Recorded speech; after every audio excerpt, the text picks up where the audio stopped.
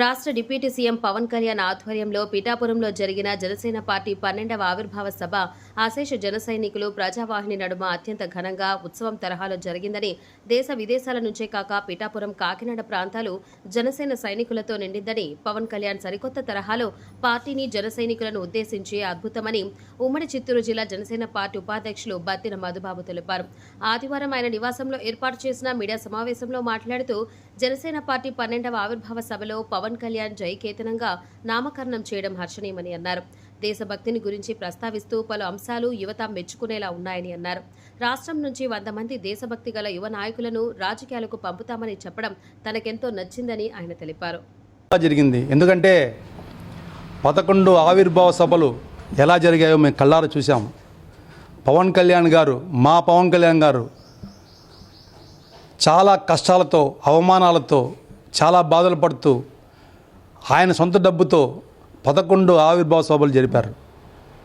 ప్రతి సభలో మా కష్టము, మా అవమానాలు అన్నీ చూసాం. ఇన్ని తట్టుకొని నిలబడి 11 ఆవిర్భావ సభల తర్వాత ఈరోజు 12వ ఆవిర్భావ సభ జరిగింది. ఈ 12వ ఆవిర్భావ సభకు పవన్ కళ్యాణ్ గారు డిప్యూటీ సీఎంగా వచ్చారు. చాలా సంతోషం. అందుకే ఆయన కళ్ళల్లో ఆ ఆనందాన్ని చూడడానికే మేమంతా ఇక్కడి నుంచి వెళ్ళాం.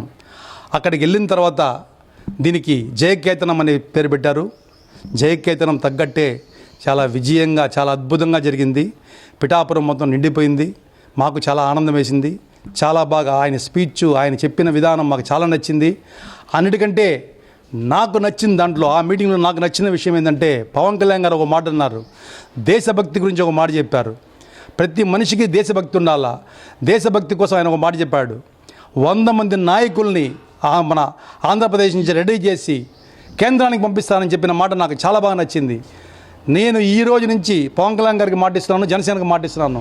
ఆ 100 మందిలో ఒకటి కావాలని నేను మనస్ఫూర్తిగా కోరుకుంటున్నాను. ఎందుకంటే ఆయన ఆశయాలకు అనుగుణంగా ప్రజల కోసం ఆయన తప్పించే వ్యక్తిగా మాకు చాలా ఇష్టం. ఆయనంటే ఇప్పుడు ఆయన చెప్పినట్టు, కేంద్రంకి ఆయన చెప్పినట్టు 100 మంది నాయకుల్లో ప్రతి ఒక్కరూ ప్రయత్నించి ఆ 100 మంది నాయకులు ఇక్కడి నుంచి వెళ్ళి రాష్ట్రాన్ని కాదు, దేశాన్ని కూడా ఒక మంచి పరిస్థితి తీసుకురావాలని నా ఉద్దేశం. ఆయన చెప్పింది నిజంగా నాకు నచ్చింది. దానికోసం మేము అహర్నిశలు కష్టపడతాం. ఇప్పుడు కూడా చెప్తున్నాం, మేము జనసేనగా ఏ రోజు మేము పదవుల కోసమో దీనికోసమో ఎప్పుడు ఆశపడలేదు. మేము నిత్యం సామాన్యులు, మా జనసేనలో ఉండేదంతా సామాన్యులు, డబ్బు ఉండేవాళ్ళు కాదు. ఆయన ఏం చెప్తే చేయడానికి మేము సిద్ధంగా ఉన్నాం. ఉన్న మాకు సంపాదనలో 10 రూపాయలు ఒక 2 రూపాయలు ఖర్చు పెట్టుకుని మా శక్తి కొద్దీ మేము తిరుగుతాం, చేస్తాం పవన్ కళ్యాణ్ గారి కోసం.